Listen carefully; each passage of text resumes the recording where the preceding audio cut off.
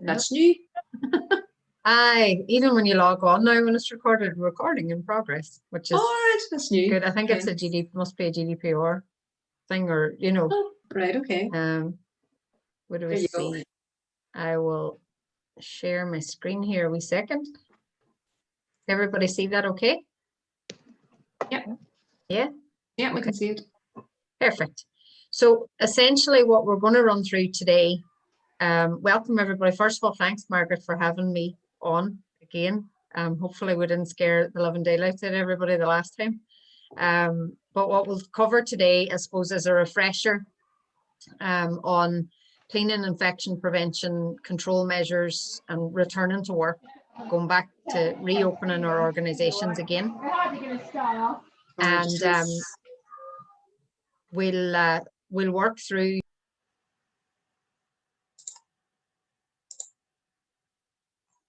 Sorry, Annette, I muted you there. Oh, you're all right. You're okay. We'll work through the work safety protocol, the one that was kind of updated and issued again on the 14th of May. We'll look at what that kind of entails for our organisations. What's the differences between that and the one that was issued last year? We'll review some of the key kind of control measures that we need to have in place in our organisations. We'll recap on SARS-CoV-2 and COVID and what we know about it now in hindsight after a year and a bit. And then we'll look at the key resources as well. So I've linked a lot of this, Margaret. I've sent you a PDF of these. And when we get to that slide, I'll highlight, but all of the links of the resources that we recommend are all linked in that document. So you'll be able to just click on those links and it'll take you straight to the site. And then we've time at the end then as well for questions. So basically the work safety protocol is the third version of this document. So it initially was the return to work safely protocol, was issued last May. Then there was an updated version issued in November. The only real kind of issue or the only real things that were changed on that update was around our reopening processes and mask wearing and stuff like that. This one has a few things that are a wee bit different. So again, we're looking at a combined effort from the Department of Enterprise, Trade and Employment, the Department of Health, the Health and Safety Authority, and the Health Service Executive as well. So it's oversight and governance comes from the HSA, and I'll talk a wee bit more about that later on in regards to the compliance side of things and what happens on a workplace relations or a HSA inspection. We actually experienced one ourselves, and I'll give you our experience of that and what happened there. But it's a combined effort, I suppose, through all of these government agencies. And thankfully, we have had 15, 16 months now of exposure to this, and we see what's working and what's not, and we see what the critical control points are. So that's where this guidance is. It has pivoted slightly from what would have been issued a year ago. And you'll see when we work through that what those changes are. There's also specific sectoral guidance. So Tourism Ireland have issued quite a number of updates. And if anybody's looking for those specifically, especially if you're operating a food outlet, they have some very good updated guidance as well based on the new work safety protocol. And I can link those if anybody wants them, just stick it into the chat and I'll send those on to Margaret as well. We also have updates from Retail Ireland. There's food manufacturing, schools, childcare, construction. There's loads of sectoral specific guidance. And again, those have been updated since the work safety protocol was reissued there in May. So the key points that are changed, I suppose, are the key things in this work safety protocol are our COVID response plan, which we should have already done from last year. Again, these are linked further on in the presentation for you. But what we're looking at is making sure that we still reference this living document and that we take the time every month, or especially before reopening, that we review that COVID response plan and see, is it still fit for purpose? Is it still relevant given the new guidelines or the revised guidelines? There's not that much change in them, but there are things that we have to consider now that weren't flagged for us before. So we work through our COVID response plan again and make sure that that's up to date. The lead worker rep, obviously, again, this was recommended in the first version of this document, so it is something we should have in place. What I would say is we need to make sure that we have a lead worker representative available at all times when the business is operational. So maybe we're open from 8 in the morning till 10 at night because we're a community centre, and our lead worker representative is only available from 9 to 5. You know, we need to make allowances to have somebody else available to answer questions in the event something arises outside those hours. So that's the only thing I would say. Maybe one lead worker representative isn't enough.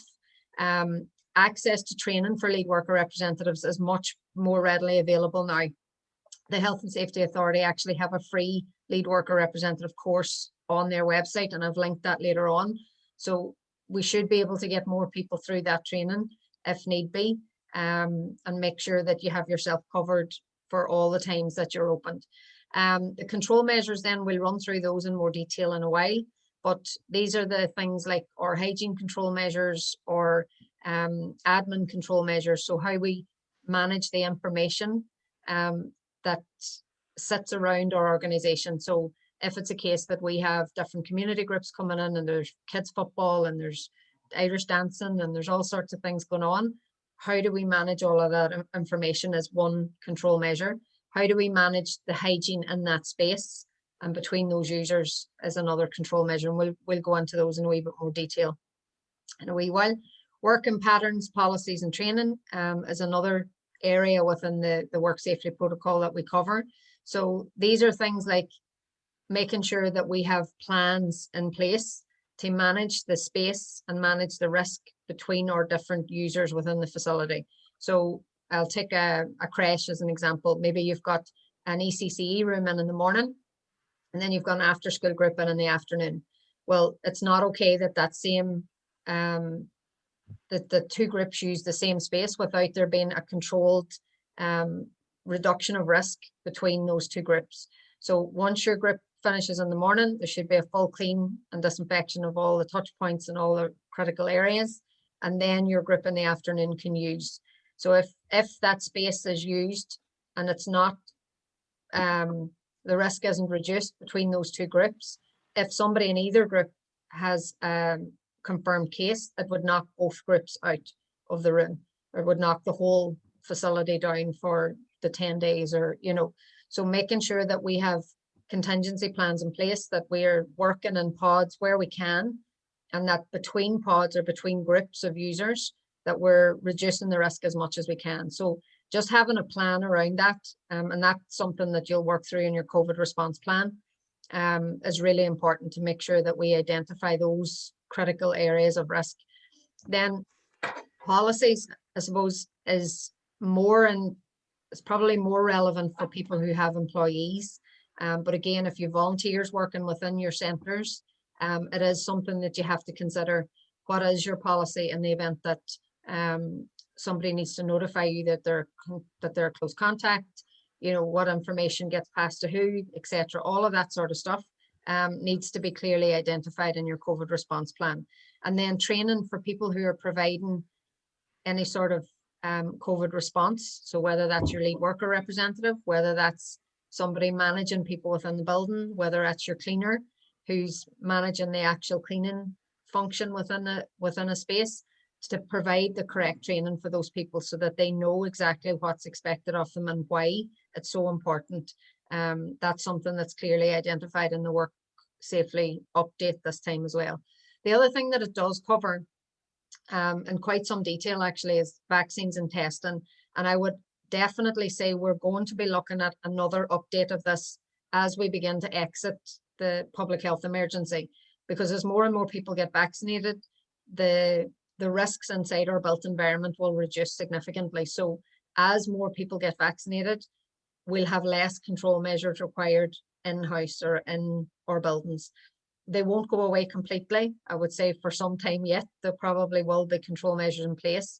But as the population becomes, as more of the population becomes vaccinated, and we have that layer of protection in as well, it'll reduce the reliance on the other stuff. It'll reduce the reliance on cleaning and reduce the reliance on social distancing and mask wearing and stuff like that. So while they've given clear guidance on it for now, it will probably be updated again, I would say, towards the end of the autumn kind of time. And I would imagine those control measures will come back. They'll wind those down another wee bit, thankfully. They do give guidance on testing as well, and specifically around rapid antigen diagnostic testing. So this is the test kits that you can buy in Lidl and Aldi and places like that. One thing I would say with with reference to testing, unless you're going to have somebody trained to give a very clear response on testing, I wouldn't necessarily recommend relying on the rapid antigen testing for a couple of reasons. Number one, it's not as reliable as the PCR test. Number two, it can actually give you a false sense of security where it's not picking up maybe stuff that it's not picking up the risk as early as the PCR test would, or it's not picking up a risk. Maybe somebody believes they're a close contact and they do their rapid antigen test 24 hours later and they're clear and the test negative. So they carry on about their work and they're working there for 3 or 4 days and then they become symptomatic. The chances are they tested themselves too early, and therefore they increased the risk within the building by being in there in the first place. So unless you have a very stringent policy around rapid antigen testing and making sure that it's done in alignment with PCR testing from the HSE, I would say just use with caution and don't take a clear rapid antigen test as a green light to stay in work. You know, it needs to be done in conjunction with the public health measures that are already in place. I'm not sure is anybody planning on using them or not, but I know some workplaces do use them in support of other things, but I wouldn't rely on them on their own, is what I'm saying. So key points, I suppose, are to remember to review your COVID response plan, review your workflows or your flows within the building. Who uses your building? When do they use it? And where does the risk transfer from one group to the other? That's the points in which we need to be most concerned about. We also need to review our policies and procedures, make sure that we review those regularly. What I would suggest is when you have your COVID response plan reviewed now before reopening, make it a habit to kind of, if you have a monthly meeting or a quarterly meeting with your committee, put this on the agenda for review, and make sure that somebody signs off that, right, there's been no changes this month or whatever else. Make sure that it's done on a regular basis, because when we've been closed for a while or when there's been no incidents for a while, these things tend to just not necessarily be forgotten about, but they're not a priority. Other things take priority because there's groups in your building that need looking after and there's stock that needs to be done and all of that sort of stuff, and there's repairs that are needed. So these things might not necessarily take priority, and that's, I suppose, where the risk sits. Sometimes something significant or substantial could change within the timetable of a building, and if it's not reflected in the work plan or the response plan, something could get missed that would impact quite a number of groups. I'm thinking on one in particular where there was an incident where there was a club that were doing different sports and all of the rest. There was, I think, 10 different groups of kids in, all at the same time, and they were broken into pods, but there was maybe a lack of admin around that, and resulted when a COVID positive case came into that setting, into that particular group, it resulted in everybody having to be excluded from school and secondary school, and, you know, parents being out of work and all of that sort of stuff for 10 days. And it had a significant impact in the local area. Whereas if the paperwork had have been there to back up what was actually, like, they were solid enough in making sure that people were in pods, but because the paperwork wasn't there to back it up, the HSE wouldn't take any chances and they knocked everybody out. So it's things like that that can catch us out. Just stuff that we're seeing, I suppose, that could be flagged for improvement. So the key infection prevention control measures that we're looking at from this work safety protocols standpoint are distancing, hygiene, air quality, and training. So the key difference to this one and the last, or the two previous ones, is around air quality. There's a huge emphasis this time on making sure that our air quality is right. They've finally, I suppose, recognized the significance of the transmissibility of aerosolized droplets. Back when, I suppose, we were dealing with this a year ago, we were very focused on fomite transmission on contact and surfaces, touch points, etc. And while that is important, it's not the key driver of disease. They have recognized, I suppose, in the last year that the key driver of disease is our air quality. It's how many people are inside in an indoor space, how much air exchange is happening within that space, and how can we reduce that risk by opening windows, making sure that people stay far enough apart, making sure that we have fresh air coming into the building. So they go into a lot of depth on HVAC systems, on making sure that air exchange systems are regularly maintained, all of that sort of stuff. So one thing I would say is when you're doing your COVID response update, you need to look at it through the lens of air quality. And that didn't happen on the last one. When we done the COVID response plans previously, air quality was a wee line on the first one that said there is no evidence to suggest that air quality is a significant driver of disease. That has changed. There's now wide acknowledgement that it is a significant, and it's the most substantial driver of disease. So distancing, where possible, the guidance is still to work from home where that is possible. Again, I see that changing probably within the next month or 2 months, where there will be a wide acceptance as the vaccination levels go up, that people will be allowed to go back into their workplaces again. I think that it would be only a matter of weeks before that is changed. Physical distancing at the minute, it is still 2 meters, but it reduces to 1 meter in many circumstances based on air conditioning, air quality, how many different other control measures are in place. They've actually looked at reducing the physical distancing in a lot of environments, particularly around the hospitality sector, to 1 meter. And once that kicks in for indoor dining on the 7th of July, you can make the assumption at that stage, unless we're told otherwise, that all other workplaces will go back to being 1 meter as well. Now, we're waiting on confirmation from the HSA on that, but we can't see how they wouldn't allow every other workplace with all their control measures in place to be at 1 meter when hospitality sector and indoor dining is permitted to be at 1 meter. We do still need to look at operating one-way systems where we can, rearrange seating and stuff if that's a requirement, to make sure that social distancing is still in place. Close any high risk areas. So what they're talking about there is places where we can't socially distance. Maybe we had a wee small tea room that maybe 5 or 6 people were able to have their tea break in before, and it's just not, even for 1 meter distance, and it's not suitable for that amount of people to be in that enclosed environment. So we need to look at those higher risk areas. Things in our spaces that would probably fall under that category are maybe small meeting rooms that might not have ventilation. So you might be looking at a wee room. I know this was the case in our own office. We had a very small meeting room and it had no windows in it. And that office has now been changed into a storeroom because we can't use it as a meeting room anytime soon. You just couldn't have that many people in the space without any ventilation.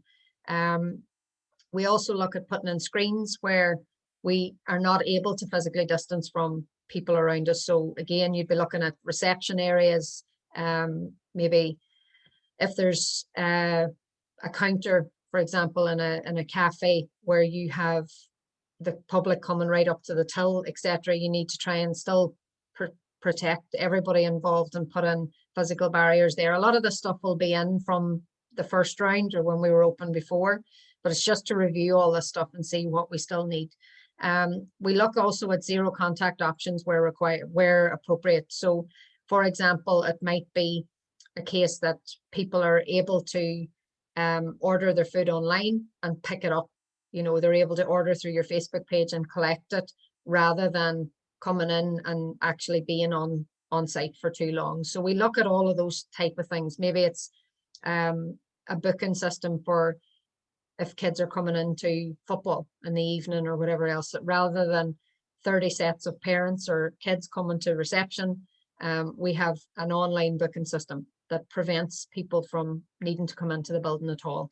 So we look at all this sort of thing and see, can we reduce the actual distancing or reduce the risk from people being too close a contact. The next control measure then is hygiene. So there's a lot of things fall into this bucket, as we know. Our primary one is our own hand hygiene.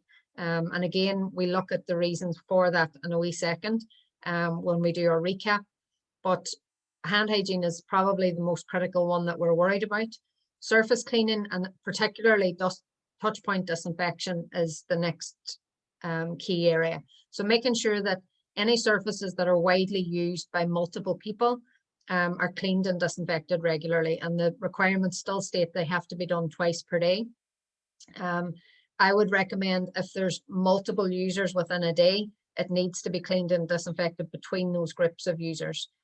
So again, that would have been the case the last time as well. So that still stands. Provision of equipment and tools to do that. So we're talking there about our cleaning equipment, making sure that we have clean cloths available, making sure that we have disinfection solutions and cleaning products available for staff to do that.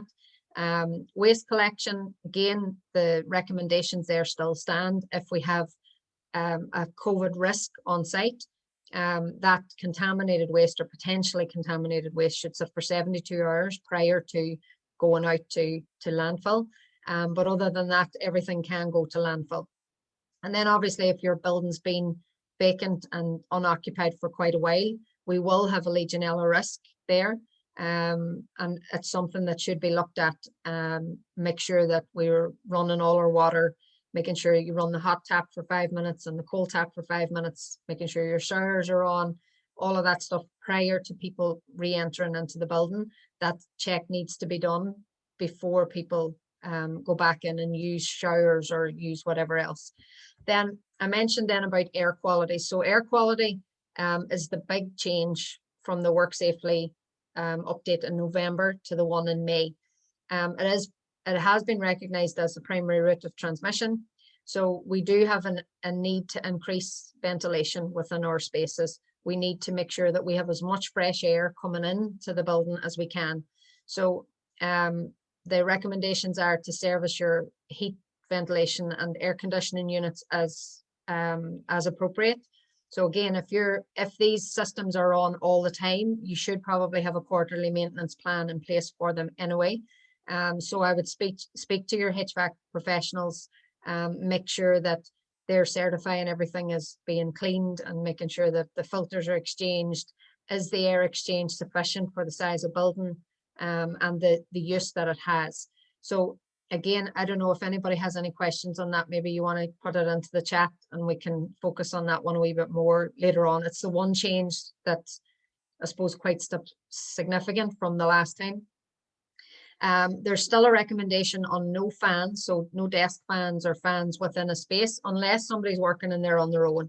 So if you have an office and it's quite warm and you're in there by yourself, no problem, you can use a fan. But if you have 2 or 3 people working in that office, a fan is not I suppose an appropriate method for air exchange. It's just recirculating the air that's already in there, and it could actually be increasing the risk. So there is a recommendation there for no fans or hand dryers. And then obviously the big thing I would say from a COVID response plan is to look at your air quality through a risk assessment. So we look at the space, we look at what sort of air conditioning system do we have? Do we have an air conditioning system at all? Maybe we don't, maybe it's just doors and windows, and we have to factor that in and say, can we have 50 people in our sports hall playing whatever they're doing, aerobics or circuits or whatever? if we have no way of making sure that they're getting fresh air into that space within the hour that they're there. So it might mean, you know, reducing the capacity a wee bit, might mean reducing the length of the class, allowing, say, a 45-minute class and then 15 minutes to ventilate the room before the next class comes in. So we might need to look at stuff like that. But again, we look at all aspects of our COVID response plan through a risk assessment lens. Who uses our space? How often are they in there?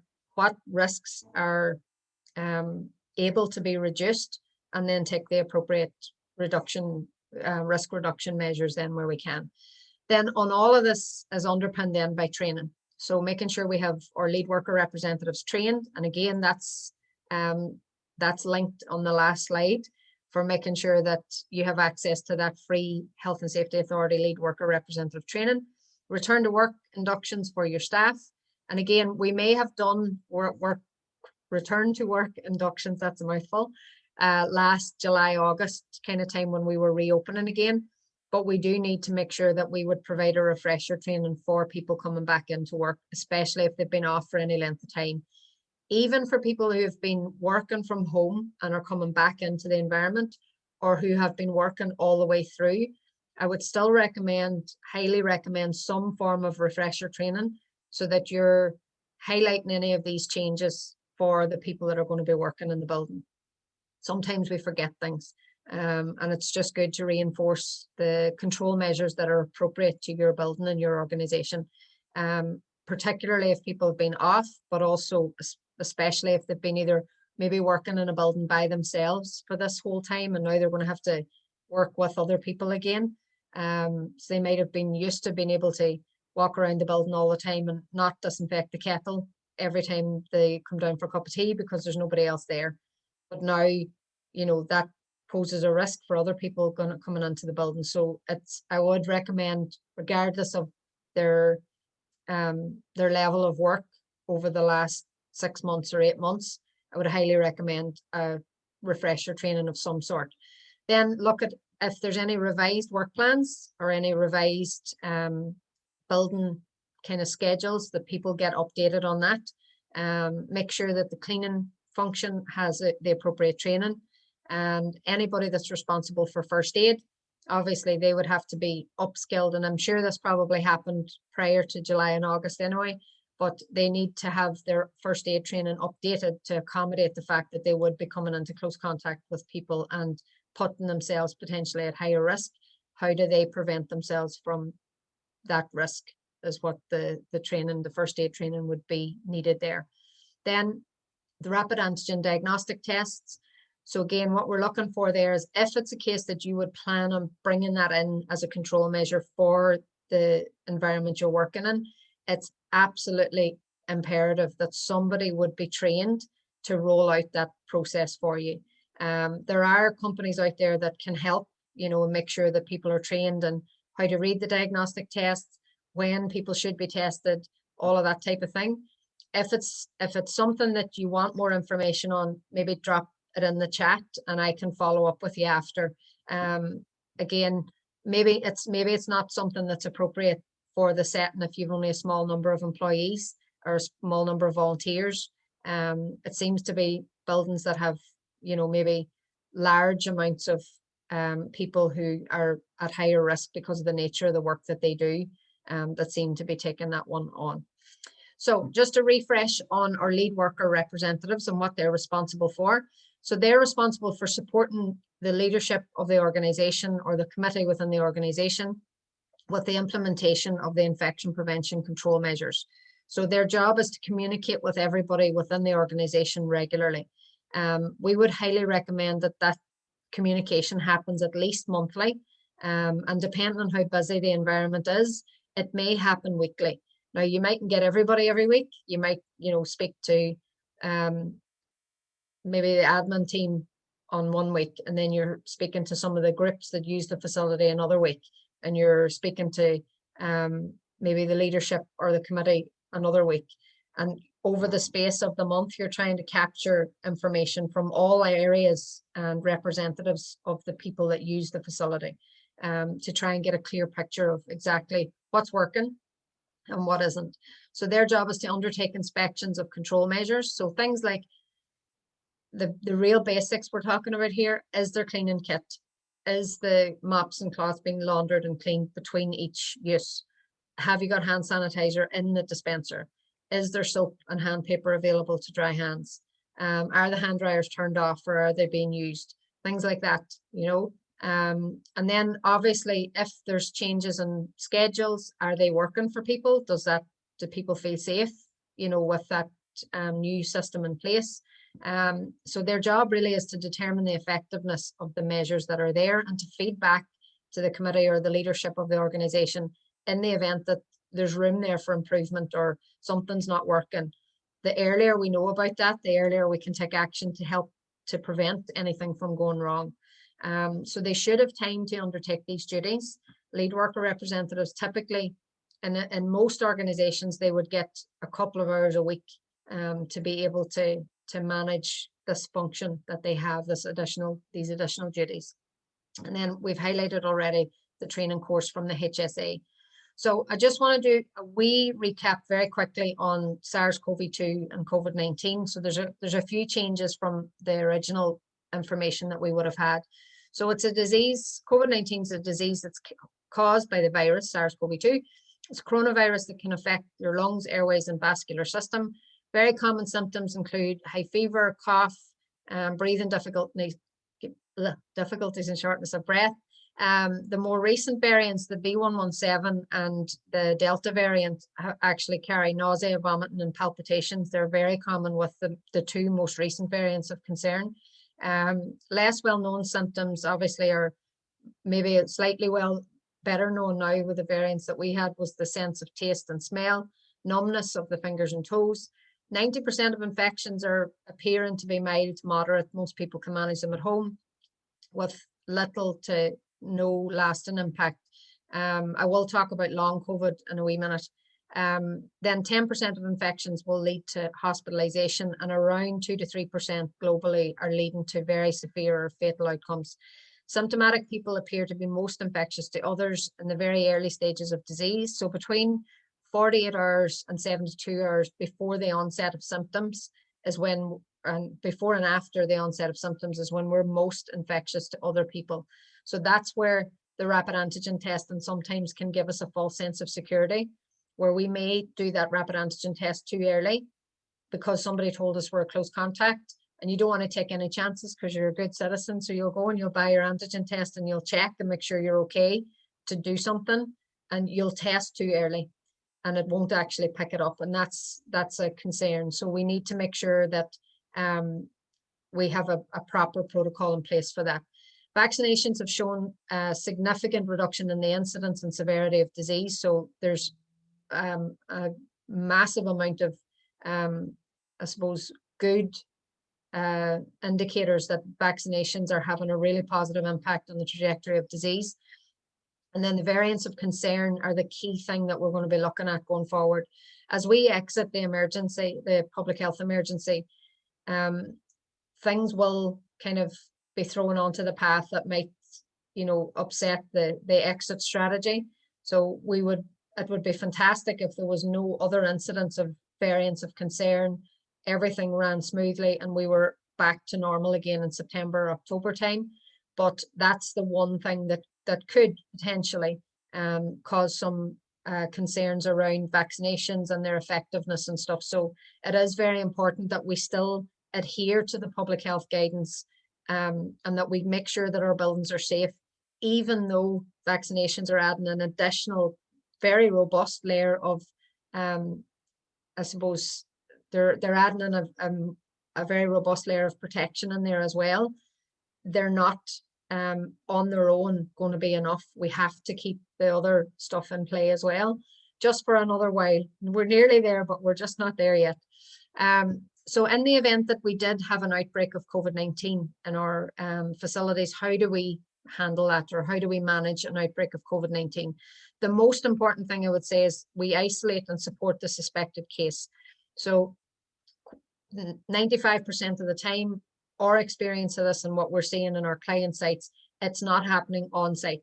Somebody's ringing up and saying, listen, I don't feel well today, or listen, I'm at home this evening and I've just had a phone call from my child's school and she's a close contact and I've been told to restrict my movements until, you know, so there's a lot of this happening outside of the built space. But if you get a phone call saying, listen, there's a suspected case or a confirmed case and they accessed your building in the last 48 hours, then you have to act. That's the key number, is 48 hours. If they've been confirmed or they were, you know, sent for a test, they were significant enough to be asked to go for a test, they accessed your building in the previous 48 hours, then you need to have your response plan ready to take action. So complete a full risk assessment of the affected areas. So if it's a case that I was at work and I have been told I'm symptomatic today and I've been told to go for a test, I need to inform my employer that I was in the building today, yesterday, and I accessed the kitchen, the toilet, the meeting room, my own office, and I used obviously all the corridors and stuff on the way through. That's the risk areas. So that's the reason why we need that information. And again, this forms part of your training for your team to make sure that they understand why you need this information and why it's so important. So once you have the risk assessment completed, you can complete the emergency infection control response. So essentially what we're talking about there is notify the cleaning team to all of the areas that need to be cleaned and isolated and make sure that they're safe. Any potential close contacts should be asked to restrict their movements until that test result comes back as positive. That's in the event that there was any close contact. Most workplaces and organizations now don't, because people are following the guidelines. They are socially distanced when they're at work or they're in those spaces. They're not spending more than 15 minutes in close contact with somebody. So it's very unlikely that there is a close contact in the work environment, and we'll talk about that in a minute. But in the event that there was a very clear risk to somebody else, that risk needs to be reduced as soon as and as early as possible. Keep all your records up to date for the HSA contact tracing team. And then once the response is complete, carry out a review. So that's the lead worker representative's job as well. When there is a response to a COVID outbreak, we need to look at how did that response go? Was there anything we could have done better? In hindsight, maybe we should have advised Annette that she was a close contact earlier, and that would have prevented Annette from being at work when she was positive too. You know, so there's each time something happens or there's an outbreak in a workplace or in an organization, it's important to look back on how we responded and see, could we have done that any better? Is there anything there within that response that could have reduced the risk for the wider community? And could we have done better? And make sure that that's implemented into the plan for going forward. So I suppose on a good news front, workplace outbreaks and organizational outbreaks are at the low end. They're very low in comparison to a lot of the other outbreaks or the other outbreak environments. According to the Health Protection Surveillance Centre's reports from week 20, which is 2 weeks ago, I believe, workplace outbreaks only account for 5.31% of all outbreaks. And that's, I suppose that's testament to the organizations doing everything right and making sure that people are following the guidelines when they're at work, and you know they're doing everything that they should be doing. When you break that number down a little bit further, what we found is a lot of these outbreaks of the 5.31% are in kind of controlled areas. So they're the smoking area, they're the car park. Maybe people are sharing cars to get to the organization, and that's classed as a workplace outbreak because it's notified to the HPSC by the workplace, but maybe the workplace outbreak actually happened outside work. So that number's the true reflection of that number is probably a little bit lower even than what's been reported. But again, that's very good news compared to where we were a year ago. These control measures are working. Definitely they are working. So recommendations for reducing the risk in our environments is appoint and train your lead worker representative, review your COVID response plan, make sure that you have an induction or refresher training for all people coming back into the organization, Cleaning team need to have a refresher training or training if they haven't had any training at this point. Carry out a COVID drill regularly. So this is something, I suppose, no different to you have to do your fire drill or you have to do your emergency plan drill. Definitely, I would consider this something that we should be doing going forward. I don't think there's anybody would argue with the fact that the entire world was caught short on this. We all kind of didn't really know what to do to respond to this initially when it started to become an issue last year. But we're going to have a year or two of good practice at this now. So definitely we should never be in that position again.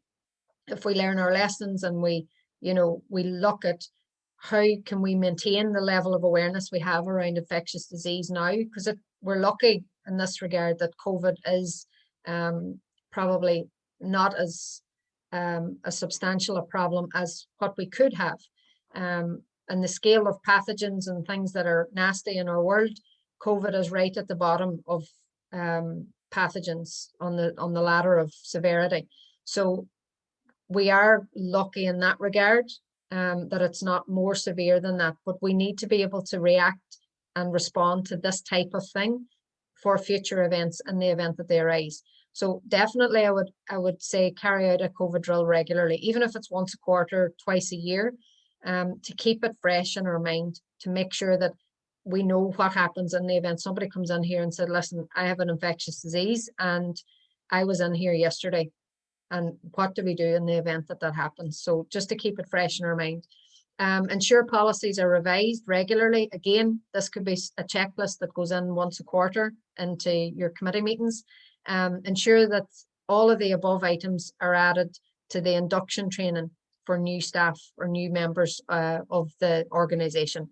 So quite possibly anybody that's been in the organisation up to this point has probably been there for the May training and the July and August going back to work training, and then they were back at work and everybody was used to everything, and maybe you haven't had any new people enter into your organization in the last year or so. So it's important that for new people coming in that we don't miss that critical information point for them, and that we actually include this on an induction training for them going forward when they're coming into our organizations. So again, just to cover, I suppose, if you or any of the people within your organization are unwell, what should we do? So in the event that you are showing any signs or symptoms of being unwell, contact the lead worker representative or your leader or manager, let them know you're feeling unwell. And again, this typically is what's happening, you're finding out outside the workplace. Note when you began to feel unwell and what the symptoms are. If it's a case that you or the person that you're representing are at work, that's where you go to the isolation area, make sure you don the mask, make sure the person caring for them is wearing a mask as well. And obviously, if you're at home, stay at home and restrict your movements, isolate away from other people as much as possible until you can get a test and get your test results.